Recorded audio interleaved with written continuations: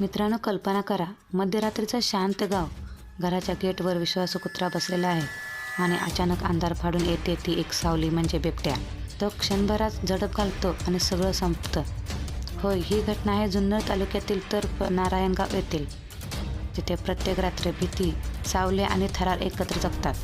CCTVमध्ये कैद झालेला हा व्हिडिओ पाहून हजारो लोक थरारलेले आहेत. 33,000हून अधिक वेळा पाहिलेला हा व्हिडिओ आता सोशल मीडियावर अक्षरशः धुमाकूळ घालत आहे. लोकांच्या प्रतिक्रिया येत आहेत की हे पाहून झोप उडाली. प्रश्न एकच, प्रशासन झोपले का? पण खरी गोष्ट अजून खोल आहे. तज्ज्ञ सांगतात की जंगल नाहीसे होत आहे, शिकार कमी झाले आणि त्यामुळे बिबटे गावाकडे वळत आहेत. ते निर्दयी नाहीत, फक्त जगण्यासाठी झगडत आहेत.